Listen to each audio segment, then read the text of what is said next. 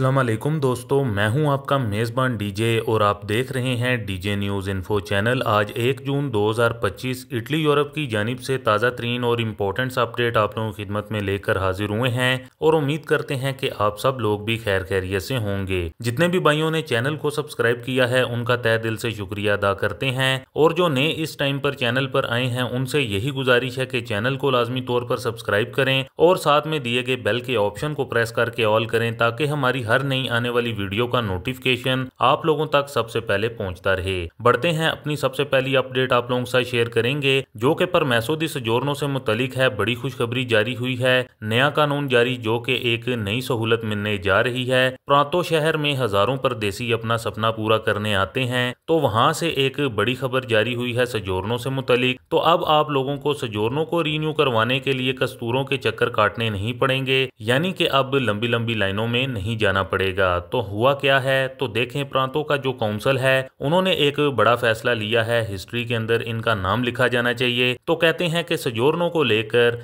Renew का जो भी काम है, नई एप्लीकेशन देनी है तो ये आप अपने इलाके के कौंसल या फिर रीजन कौंसल में करवा सकते हैं, अपने शहर के कमूने के अंदर करवा सकते हैं, जिससे काफी ज्यादा आसानी हो जाएगी। तो अब भाग दौड़ की जरूरत नहीं है, यानी कि कस्तूरे के पास जाएंगे, फाइलें भरेंगे तो अब आपके करीबी शहर या फिर विलेज के अंदर ही सारी सहूलत मिलेगी। तो जिन्होंने कानून पास किया है उनका ये कहना है कि लोगों की सहूलत के लिए ये काम करना जरूरी है क्योंकि सजोरनो के अंदर टाइम बहुत ज्यादा लगता है। ओपोजिशन वाले बोल रहे हैं कि ये इनकी कोई चाल है, ब्यूरोक्रेसी के अंदर लोगों को फंसा रहे हैं, सही करने की जगह लोगों को फंसा ना दें। कमूने वालों को कई कानून के बारे में नहीं पता, लेकिन सबसे जरूरी बात यह है कि जब बाकी स्टेट्स वाले भी इस कानून को पास कर देंगे तब मालूम पड़ेगा, क्योंकि जब भी किसी जिले या फिर स्टेट के अंदर कानून पास होता है तो फिर उस कानून को दूसरे और कई स्टेट्स वाले भी फॉलो करते हैं। तो इस टाइम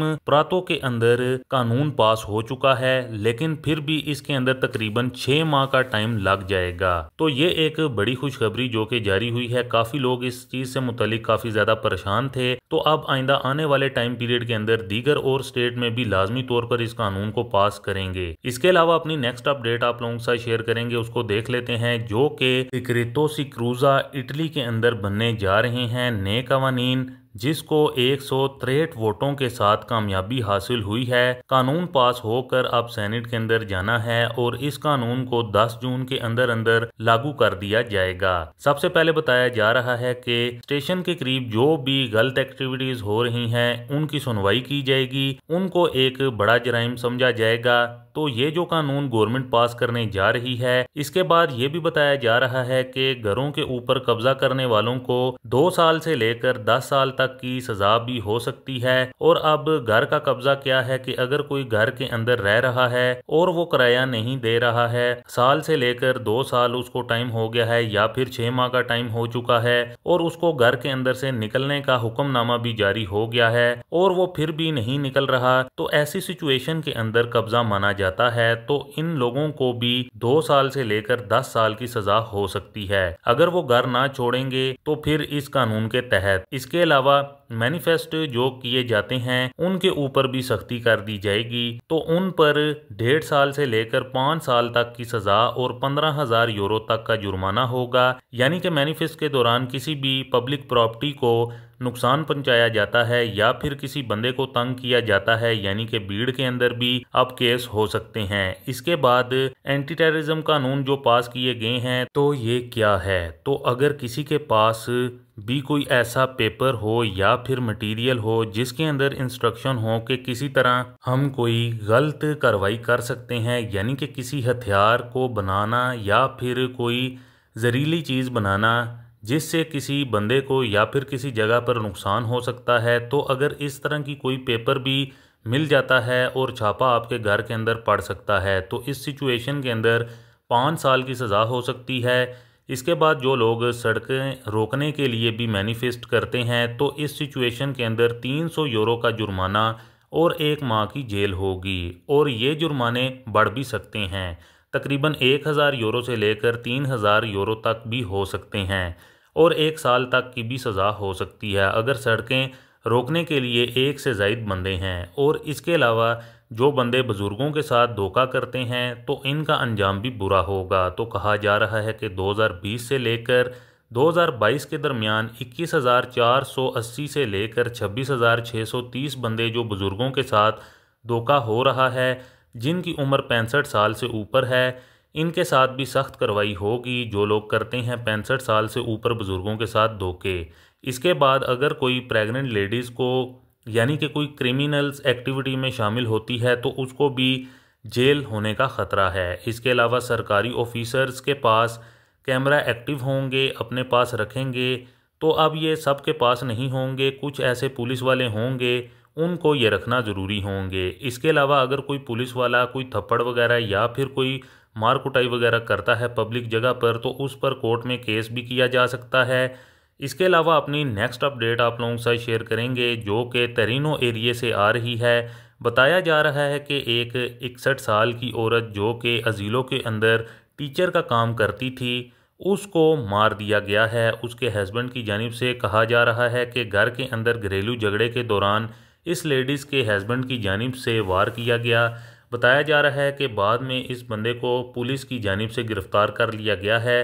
मौके पर बताया जा रहा है कि इसकी बेटी जो कि 24 साल की है तो उनकी जानिब से पुलिस को कॉल करके बुलाया गया है।